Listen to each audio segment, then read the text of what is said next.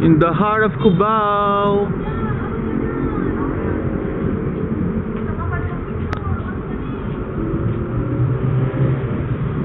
And when you say in the heart of Cubao, Hendrik say is in the house. How are you guys doing? Take 3 for the 3rd time around. Kasi football yung ulo ko, hindi makita yung first, second part. So magre-retake ulit tayo, okay? Pagpasensya na yun guys. Sorry talaga. Yeah, yun. So by this time, I'm gonna make sure na, oh gosh, I'm so sorry na, ano naman, ayan, sigurado na yan, kitang-kita na ako, nakikita ko na sa salamin, okay, so take 3 po tayo ha, pasensya na, this is all about the story of what I've watched, 100, the 100, okay, shout out to my family in Bicol, headed by my mother, Fea Bordo, Christine, Dora, Ambembe, Chanchan Kiel, Brian, Janice, Yaja, Bean Jr., and Clyde, and XE, and to all the taga San Roque Heart sa inyong lahat. And special shout out, yung binanggit ko kanina na hindi ko alam ang pangalan, Kylan Cabera, Frederick Ofelta, yung dalawang estudyante doon sa harapan ng Ali Mall.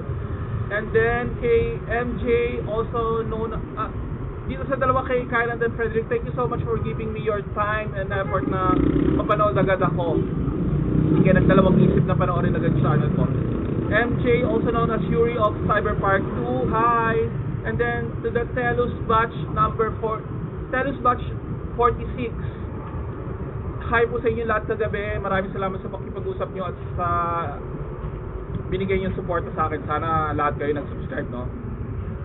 And then headed by Chloe, na pinaremind ko na isa ka sa mga nag-subscribe. Okay, do you see me ha? Ayan, kitang-kita na, left and right, right and left. Okay, so hindi yan putol. So I hope naririnig nyo ako, okay?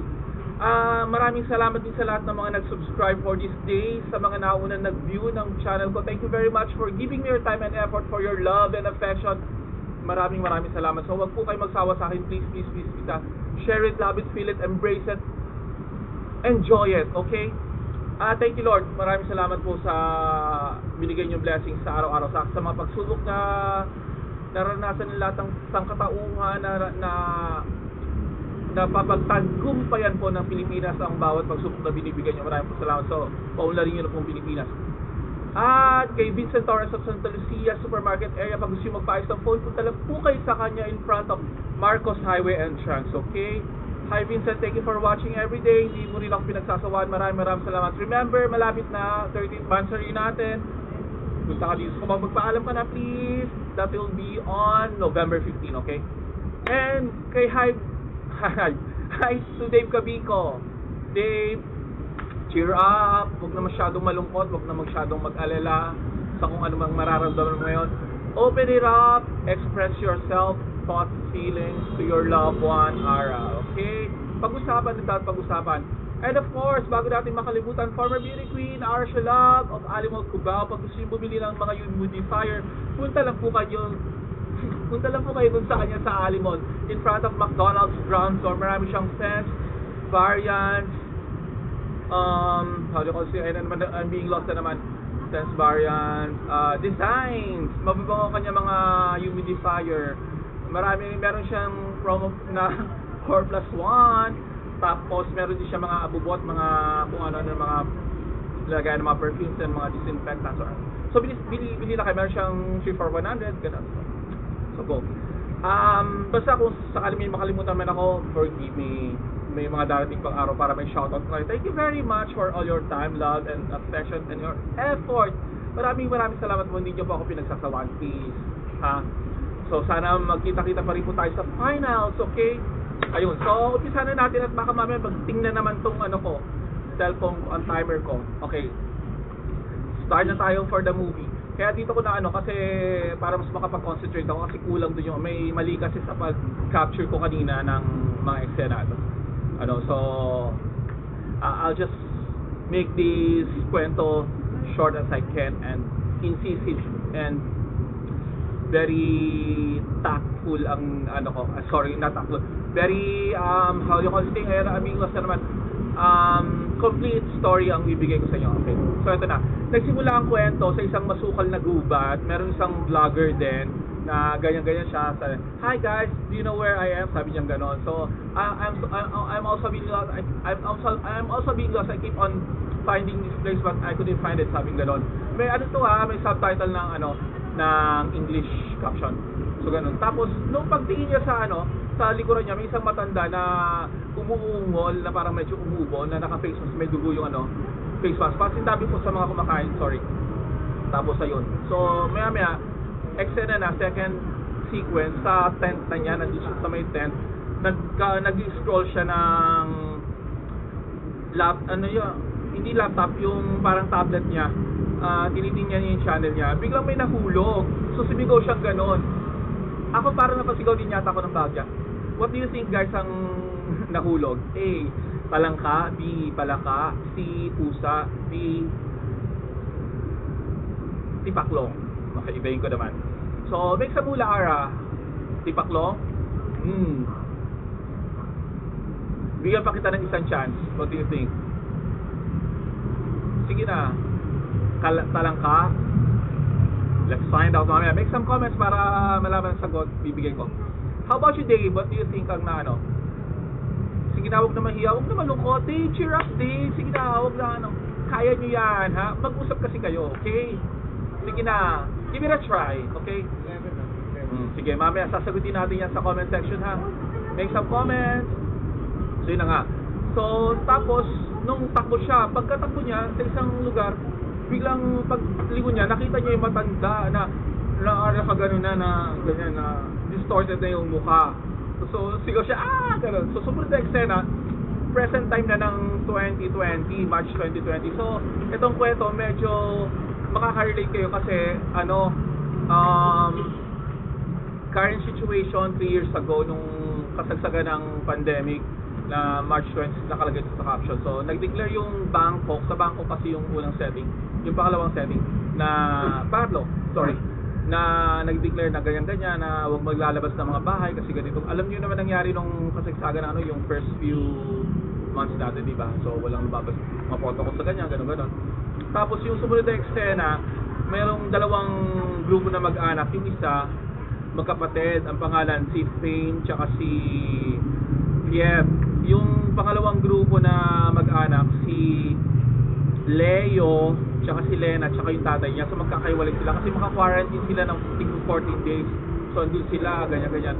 Minsan, ninatira ng hotel owner si Leo. Si Leo may parang pagkasaltik ang utak.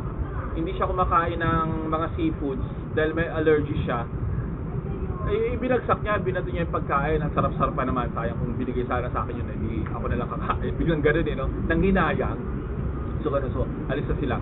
Tapos, so may kanya-kanya silang parang kwento bawat isa na may naalala silang nakaraan, lalo na si Leo, yung namatay yung nanay niya, parang hindi niya matanggap. Kaya ganun siya, parang medyo galit siya sa mundo minsan. Tapos minsan, pag hindi sila makatiis na hindi makalabas ng mga kwarto nila, kasi di ba bawal lumabas, pag without the knowledge of the hotel owner and the management, pupunta sila sa back door, which is the fire exit. Doon sila mag-iyosi, magkakwentuhan, gano'n. Tapos minsan, may kontrabida dito, yung isang hotel employee, ang pangalan si Kat. So, siya, may pagkahalimaw siya dito. Yung pala, basta mamaya, ialok sa inyo again. Spoiler alert, mamaya na. So, ganun. Yung minsan, nung nagkwentuhan si Leo tsaka si Fane, may nakita sila pababa nila ng hagdas sa fire exit. May naagdas ng bangka, yung pala, tapos may mga centipede na lumalabas. Yung pala, si yung isang hotel employee, gano'n, may pumatay sa kanya. Tapos ayun, so nagsubo sila sa guard tsaka sa management. Hindi sila pinaniwalaan kasi wala na doon yung bangkay. Siguro kaya mo itong ginagawa, Fame, kasi si Fame pala dito, vlogger din pala. Siguro Fame, para gusto mo sumikat kasi YouTuber ka, gano'n. Hindi, totoong nangyari, nakita namin, even sila yung nakita, so sila paniwalaan. So sabi nila, alisin nyo na lang kami dito. Kung hindi, ganyan-ganyan. Hindi pwede kasi baka mag-leak yung issue. Hindi pwede, ganyan-ganyan. Tapos so, sinikmuraan niya, yung parang ginanon niya sa leg yung hotel. Ngayon na, sige bukas kasi protocols na hindi pwede muna umalis, kinabukasan na. So ganyan. Tapos, bago sila umalis, umatake na naman si Kat, yung halimaw. nalaman na nila na sikat pala yung halimaw, si Kat, hindi si Kat, si Kat. Baka anong ganon, nung nalaman nila, naghabulan na, ganyan-ganyan. So, sigawan, gano'n. Pero guys, hindi ganun katindi yung sigawan, yung mga screaming factor kasi para may kulang talaga eh. Although passable na yung kwento. So, ayan, ganyan. Tapos hanggang sa nalaman nila na sikat pala yung umaatake. Ngayon, before that pala, nung nalaman din ng hotel owner na sikat yung halimaw, gusto niya nang paalisin, pero nagmakaawa sikat na, huwag niyo akong paalisin. So, ang ending, sige, hindi kita paalisin, pero may ginawa siyang kalokohan dun kay Kat, yung hotel owner, na may pagkamanyakis pala. So, minulest siya niya yung Kat. So, yun. So, ganyan-ganyan. Tapos, nung nagkaharap-harap na, may isang nagsakripisyo ng buhay dito. Sabi niya, sige na, umalis na kayo. Ako na bahala dito. Kinuha niya yung lighter. Tapos may nag-leak kasi na, kasi nakatulog ako, parang may nag-leak na gas or hindi ko maintindihan kasi may time na hindi ko talaga na pigil yung antok ko na kaidlip ako. So, yun. Tapos, so, sinindihan niya yung lighter, sumabog yung halimaw. So, ang ending, pati siya sumabog din, di ba? So, yun. Tapos, after nun, 1 year later, naging parang Ghostbusters na sila. Dati may mga uniform na silang orange, tapos meron sila parang pang-spray, pang-pana, gano'n-gano'n. Kasi may receive silang how do you call this thing? May na-receive silang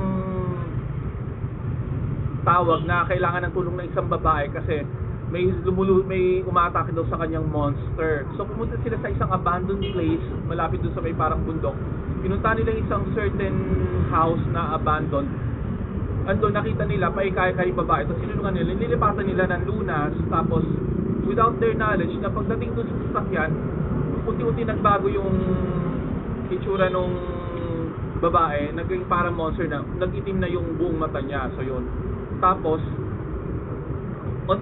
meron pa palang eksena na hindi ko nakalimutan na nung kinakausap nila yung babae na sabi, nakita nila yung lighter. Sabi, sa kapatid ko yan, sabi ni isang bida, oo, pinabibigay daw to sa'yo, ganyan-ganyan. So, parang natuwa sila kasi buhay pa pala yung yung kapatid nila. So yun. Tapos nung time na nga, nagbago na nga itsura nung tinulungan nilang babae, doon na nag-end yung second to the last part ng pelikula. Tapos, umeksena naman, yung camera papunta parang sa ilalim ng lupa, papunta doon sa isang particular na isa sa mga bida, humarap sa camera. So ano guys, sa tingin nyo, nagbago ba yung itsura niya? Siya ba talaga yon? Naging or halimaw na nung humarap sa camera, or buhay pa rin si Kat? So make some hula guys. How about you, Ara? Sino sa tingin mo? Sige na, don't be shy. Si Kat. Pwede kasi hindi naman pinakita kung sumabog talaga, di ba? How about you, Dave? Sino sa tingin mong ang nasa huling last frame ng camera? Yung bidang nag-lighter? Pwede, di ba? So, make some comments para malaman nyo.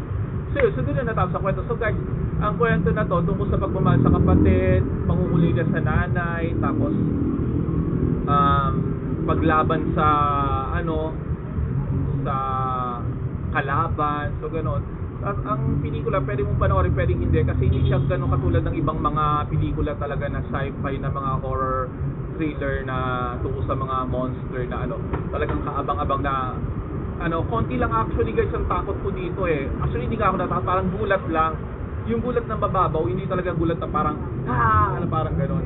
So although hindi naman sayang yung pera, pero passable na rin kung tutusin. Tapos, yung cinematography niya okay din, malinaw, hindi malabo. Actually na, guys, akala ko, lang to parang walang kwentang pelikula kasi yung poster hindi ko gaanong gusto.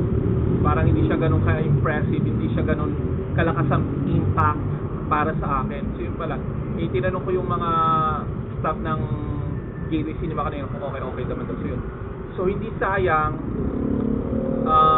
hindi rin ganun ka worth it. At least nag-try ako, nabigyan ko ng satisfaction yung sarili ko, na-express ko yung sarili ko kanina, and then at the same time nakapag-stress reliever din ako. Tapos ang tungkol din sa kwento ng movie, yung pagiging may pagka-traitor din na isang kasamahan, ganun, di ba, yung pagkakanulo. Tsaka, a story of sacrifice, a story of love for the family, di ba? So, yun.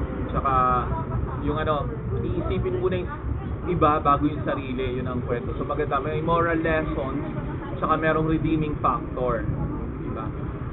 Hindi rin siya ganun hindi rin siya unpredictable. Sabihin natin, may pagka-predictable, ganun. So, nasa sa inyo na kung paano nyo i-emphasize or i-criticize yung movie. So, it's all up to you. Abangan nyo na lang kung meron pang DVD